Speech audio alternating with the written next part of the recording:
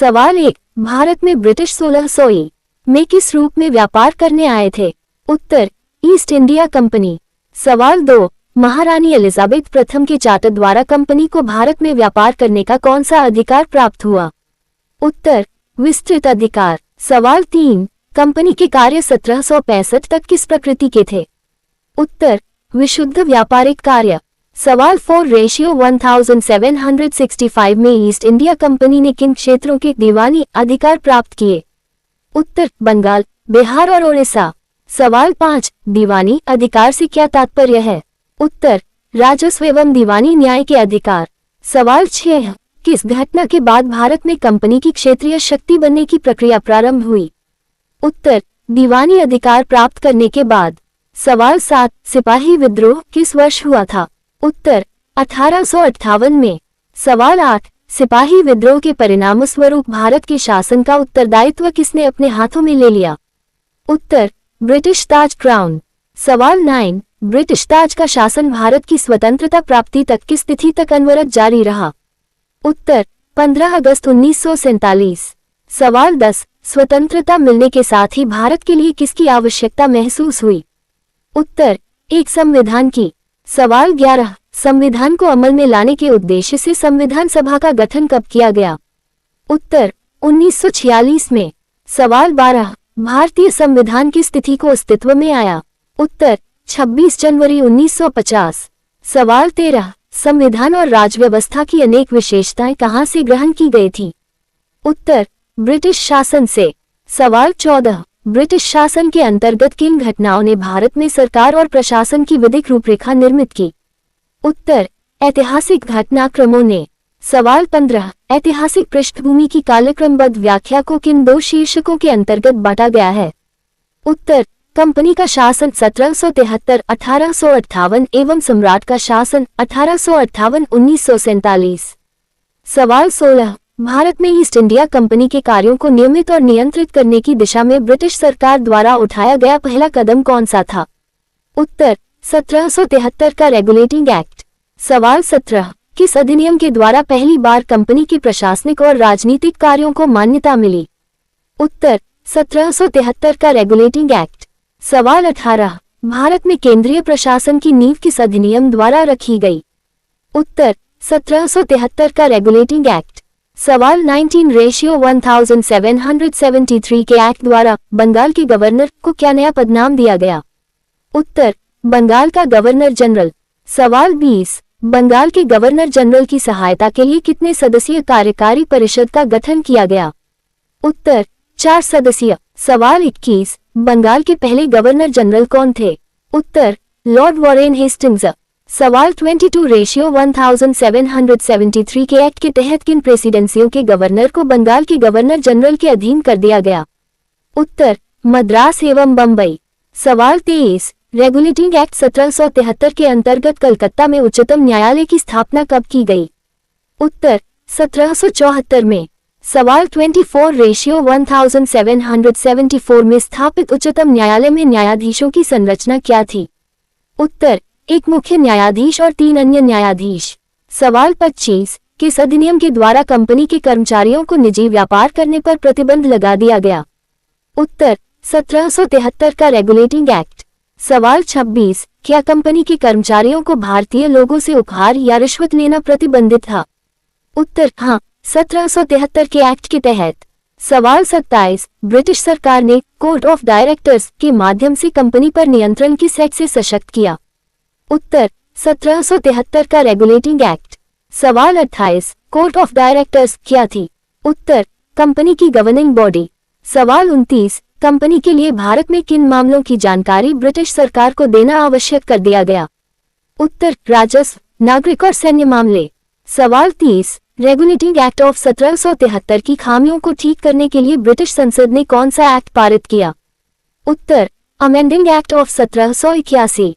सवाल 31, amending act of 1781 को अन्य किस नाम से जाना जाता है? उत्तर, बंदोबस्त कानून एक्ट ऑफ सेटलमेंट। सवाल 1, रेशियो 1781 के संशोधन अधिनियम ने गवर्नर जनरल तथा काउंसिल को किसके क्षेत्राधिकार से मुक्त कर दिया?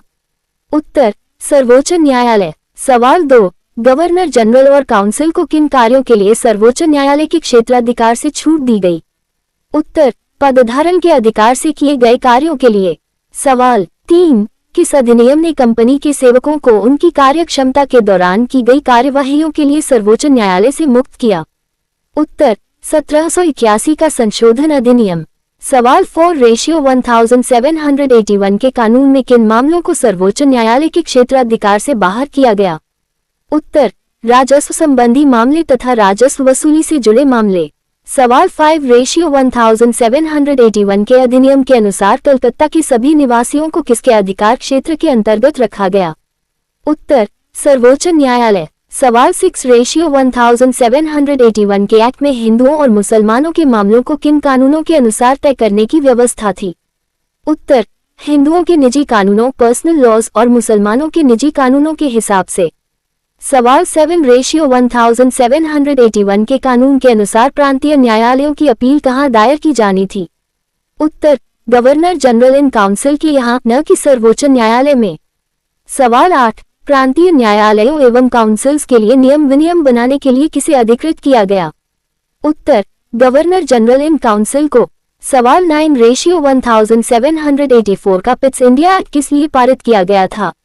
उत्तर, रेगुलेटिंग एक्ट 1773 की कमियों को दूर करने के लिए।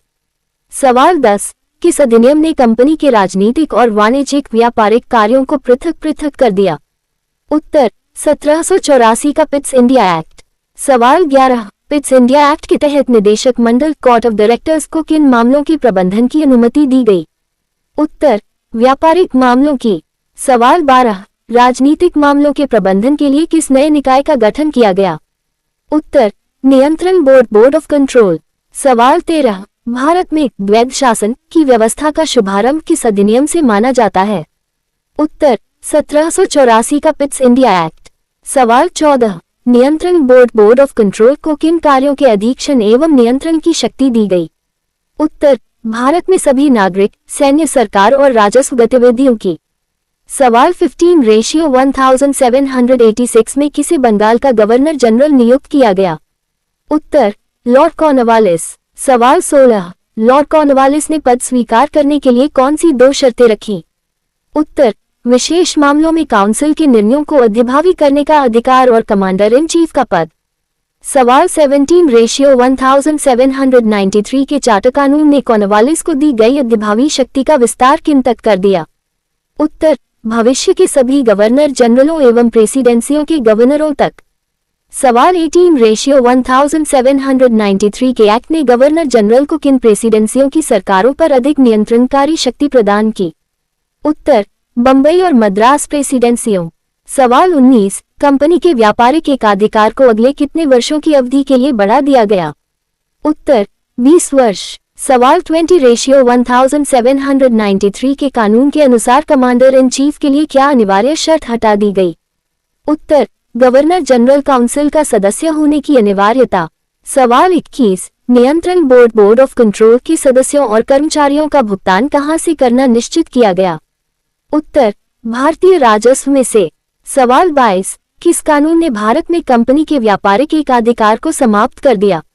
उत्तर, 1813 का चार्टर कानून। सवाल 23:1813 के एक्ट के बाद भी कंपनी का किन 2 चीजों पर व्यापारिक एकाधिकार बना रहा? उत्तर, चाय के व्यापार तथा चीन के साथ व्यापार पर। सवाल 24, किस कानून ने भारत में कंपनी शासित क्षेत्रों पर ब्रिटेन के राजा की प्रभुता को प्रकट किया? उत्तर, 1813 का चार्टर कानून। सवाल 25, ईसाई मिशनरियों को भारत आकर लोगों को प्रबुद्ध करने की अनुमति किस एक्ट ने दी? उत्तर, 1813 का चार्टर कानून।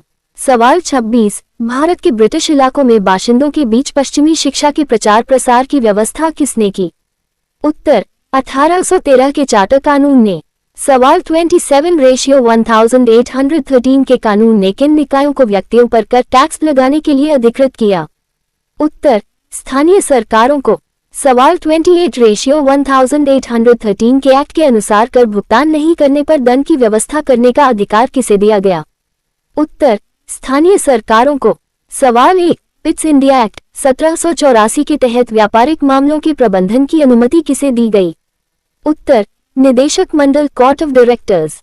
सवाल 2, राजनीतिक मामलों के प्रबंधन के लिए किस नए निकाय का गठन किया गया? उत्तर, नियंत्रण बोर्ड, बोर्ड ऑफ कंट्रोल। सवाल 3, नियंत्रण बोर्ड, बोर्ड ऑफ कंट्रोल के गठन के साथ भारत में किस शासन व्यवस्था का आरंभ हुआ? उत्तर, द्वैध शासन। सवाल 4, नियंत्रण बोर्ड को भारत की किन गतिविधियों के अधीक्षण एवं नियंत्रण की शक्ति दी गई थी? उत्तर, सभी नागरिक, सैन्य, सरकार व राजस्व गतिविधियों की। सवाल 5, पिट्स इंडिया एक्ट किन 2 मुख्य कारणों से महत्वपूर्ण था? उत्तर, भारत में कंपनी के अधीन क्षेत्र को ब्रिटिश आधिपत्य का क्षेत्र कहा गया और ब्रिटिश सरकार को कंपनी के कार्यों एवं प्रशासन पर पूर्ण नियंत्रण प्रदान किया गया। सवाल 6, भारत में पहली बार कंपनी के अधीन क्षेत्र को क्या नाम दिया गया? उत्तर, ब्रिटिश आधिपत्य का क्षेत्र, ब्रिटिश पोजेशन इन इंडिया। सवाल 7, ब्रिटिश सरकार को भारत में कंपनी के कार्यों और प्रशासन पर पूर्ण नियंत्रण किस अधिनियम ने दिया? उत्तर, 1784 का पिट्स इंडिया एक्ट। सवाल 8, ब्रिटिश भारत के केंद्रीकरण की दिशा में कौन सा अधिनियम निर्णायक कदम था? उत्तर, 1833 का चार्टर अधिनियम। सवाल 1, ब्रिटिश भारत के केंद्रीकरण की दिशा में कौन सा अधिनियम निर्णायक कदम था? उत्तर, 1833 का चार्टर अधिनियम। सवाल 2, रेशियो 1833 के अधिनियम ने बंगाल के गवर्नर जनरल को क्या पदनाम दिया? उत्तर, भारत का गवर्नर जनरल। सवाल 3, भारत के गवर्नर जनरल में कौन सी शक्तियां निहित की गई थी? उत्तर, सभी नागरिक और सैन्य शक्तियां। सवाल 4, किस अधिनियम ने पहली बार ऐसी सरकार का निर्माण किया जिसका ब्रिटिश कब्जे वाले संपूर्ण भारतीय क्षेत्र पर पूर्ण नियंत्रण था? उत्तर, 1833 का चार्टर अधिनियम। सवाल 5, भारत के प्रथम गवर्नर जनरल कौन थे? उत्तर, लॉर्ड विलियम बेंटिक। सवाल 6, रेशियो 1833 के अधिनियम ने किन प्रेसिडेंसियों के गवर्नरों को विधायिका संबंधी शक्ति से वंचित कर दिया? उत्तर, मद्रास और बंबई। सवाल 7, किस पद को पूरे ब्रिटिश भारत में विधायिका के असीमित अधिकार प्रदान कर दिए गए? उत्तर, भारत के गवर्नर जनरल को। सवाल 8, रेशियो 1833 के अधिनियम से पहले बनाए गए कानूनों को क्या कहा गया?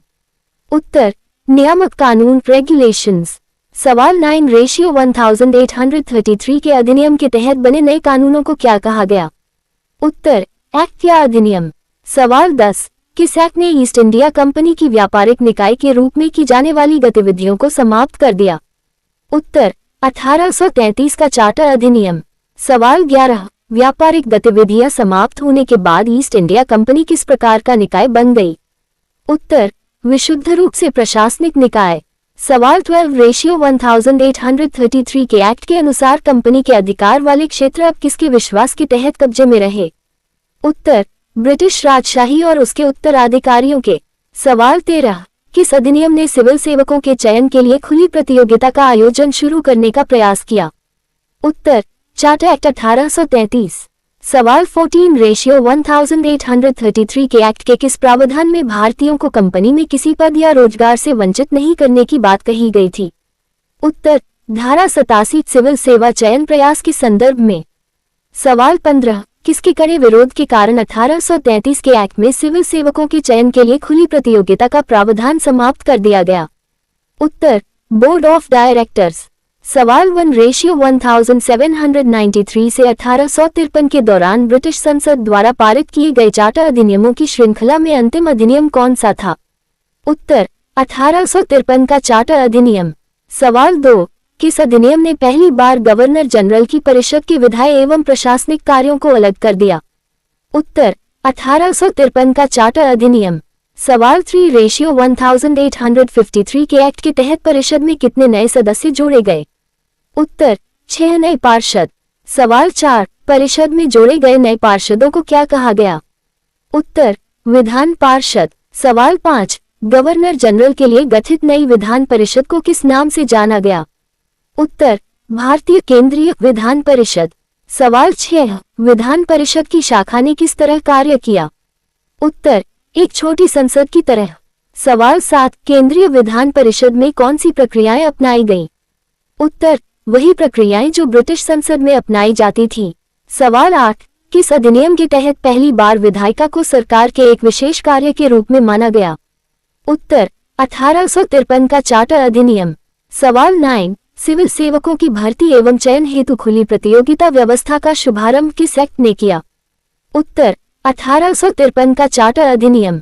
सवाल 10, किस अधिनियम के बाद विशिष्ट सिविल सेवा भारतीय नागरिकों के लिए भी खोल दी गई? उत्तर 1853 का चार्टर अधिनियम। सवाल 11, भारतीय सिविल सेवा के संबंध में मैकॉले समिति की नियुक्ति किस वर्ष की गई? उत्तर 1854 में।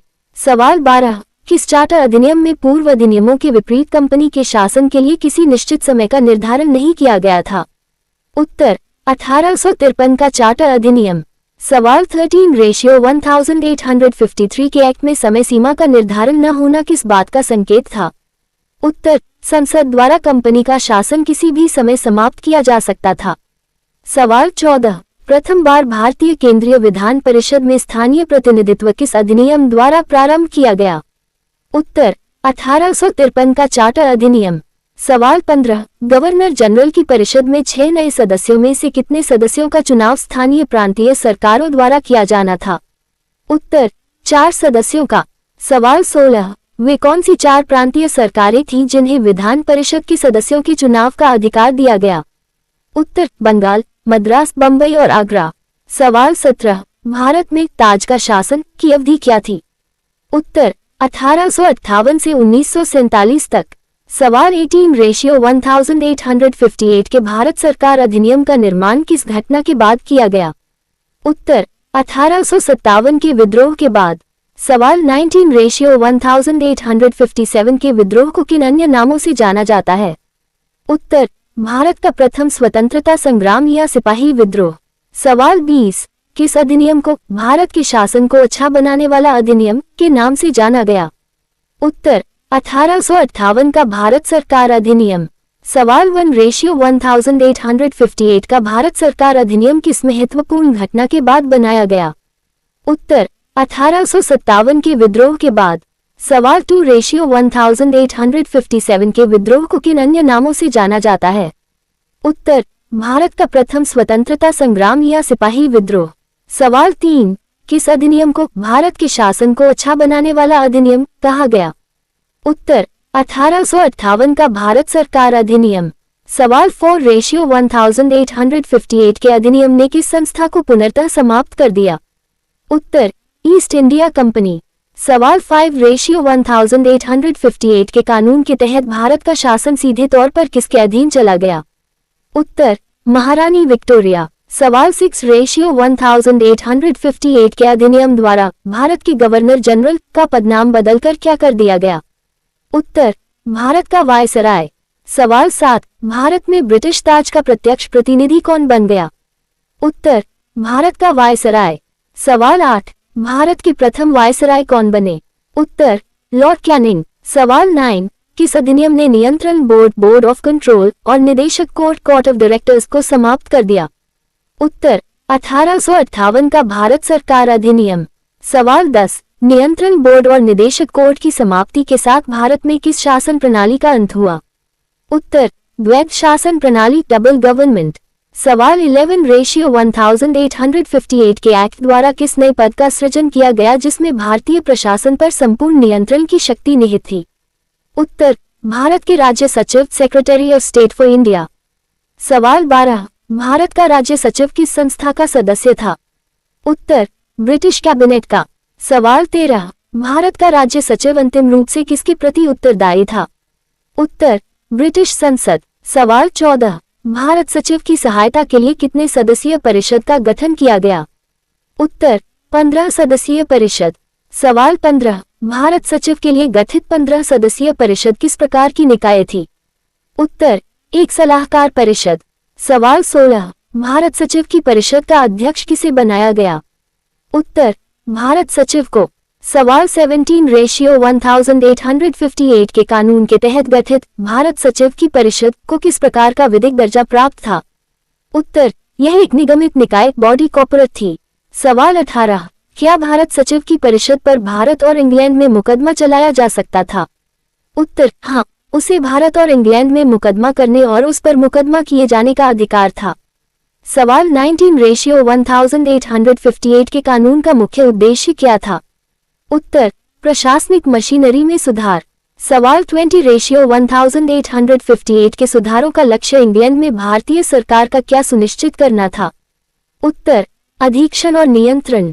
सवाल 21, क्या 1858 के अधिनियम ने भारत में प्रचलित शासन प्रणाली में कोई बड़ाई या विशेष परिवर्तन किया?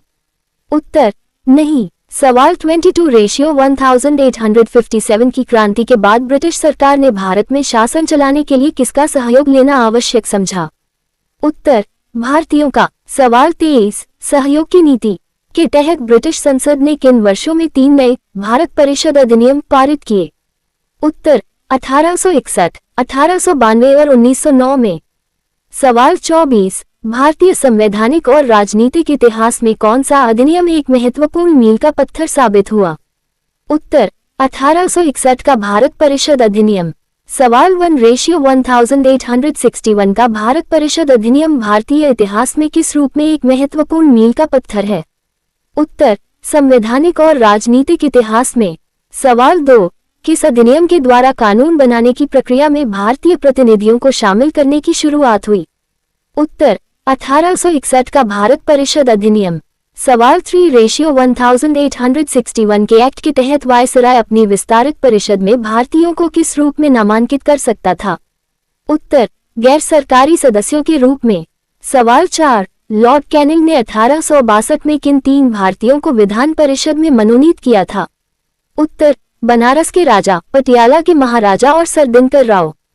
सवाल 5, किस अधिनियम ने मद्रास और बंबई प्रेसिडेंसियों को विधायी शक्तियां पुनः देकर विकेंद्रीकरण की प्रक्रिया शुरू की? उत्तर, 1861 का भारत परिषद अधिनियम। सवाल 6:1861 के अधिनियम ने किस एक्ट द्वारा शुरू हुई केंद्रीयकरण की प्रवृत्ति को उलट दिया? उत्तर, रेगुलेटिंग एक्ट 1773। सवाल 7, ब्रिटिश भारत में केंद्रीयकरण की प्रवृत्ति किस अधिनियम के साथ अपने चरम पर पहुंच गई थी? उत्तर, 1833 का चार्टर अधिनियम। सवाल 8, विधायी विकास की नीति के कारण किस वर्ष तक प्रांतों को संपूर्ण आंतरिक स्वायत्तता हासिल हो गई? उत्तर, 1937 तक। सवाल 9, बंगाल में विधान परिषद का गठन किस वर्ष हुआ? उत्तर, 1862 में। सवाल 10, उत्तर पश्चिम सीमा प्रांत NWFP में विधान परिषद का गठन कब किया गया? उत्तर, 1866 में। सवाल 11, पंजाब में विधान परिषद की स्थापना किस वर्ष हुई? उत्तर, 1897 में। सवाल 12, किस अधिनियम ने वायसराय को परिषद में कार्य संचालन के लिए अधिक नियम और आदेश बनाने की शक्तियां प्रदान की? उत्तर, 1861 का भारत परिषद अधिनियम। सवाल 13, लॉर्ड कैनिंग द्वारा 1859 में प्रारंभ की गई किस प्रणाली को 1861 के एक्ट ने मान्यता दी? उत्तर, पोर्टफोलियो विभागीय प्रणाली। सवाल 14, पोर्टफोलियो प्रणाली के अंतर्गत वायसराय की परिषद का एक सदस्य कितने सरकारी विभागों का प्रभारी बनाया जा सकता था? उत्तर, एक या अधिक विभागों का। सवाल 15, विभाग के प्रभारी सदस्य को अपने विभाग में काउंसिल की ओर से क्या जारी करने का अधिकार था? उत्तर, अंतिम आदेश पारित करने का। सवाल 16, किस अधिनियम ने वायसराय को आपातकाल में बिना काउंसिल की संस्तुति के अध्यादेश ऑर्डिनेंस जारी करने के लिए अधिकृत किया? उत्तर, 1861 का भारत परिषद अधिनियम। सवाल 17:1861 के अधिनियम के तहत वायसराय द्वारा जारी अध्यादेश की अवधि कितनी होती थी? उत्तर, मात्र 6 माह। सवाल 1:1892 के भारत परिषद अधिनियम ने केंद्रीय और प्रांतीय विधान परिषदों में किन सदस्यों की संख्या में वृद्धि की? उत्तर, अतिरिक्त गैर सरकारी सदस्यों की। सवाल 2:1892 के अधिनियम के तहत परिषदों में बहुमत किस पक्ष का बना रहा? उत्तर, सरकारी सदस्यों का। सवाल 3, विधान परिषदों के कार्यों में वृद्धि कर उन्हें किन विषयों पर चर्चा करने का अधिकार दिया गया? उत्तर, बजट पर बहस करने और कार्यपालिका के प्रश्नों का उत्तर देने का। सवाल 4, केंद्रीय विधान परिषद में गैर सरकारी सदस्यों के नामांकन के लिए वायसराय को किसकी सिफारिशों की आवश्यकता थी? उत्तर, बंगाल चैम्बर ऑफ कॉमर्स और प्रांतीय विधान परिषदों की। सवाल 5, प्रांतीय विधान परिषदों में गैर सरकारी सदस्यों की नियुक्ति के लिए गवर्नर को किन निकायों की सिफारिशों पर अधिकार दिया गया? उत्तर, जिला परिषद, नगरपालिका, विश्वविद्यालय, व्यापार संघ, जमींदारों और चैम्बर ऑफ कॉमर्स। सवाल 6, क्या 1892 के अधिनियम में चुनाव शब्द का प्रयोग किया गया था? उत्तर, नहीं। सवाल 7/1892 के अधिनियम के तहत गैर सरकारी सदस्यों के चयन की प्रक्रिया को वास्तव में क्या कहा गया? उत्तर, निश्चित निकायों की सिफारिश पर की जाने वाली नामांकन की प्रक्रिया। सवाल 8, किस अधिनियम ने भारत में प्रतिनिधि सरकार की नींव को मजबूती प्रदान की? उत्तर, 1892 का भारत परिषद अधिनियम।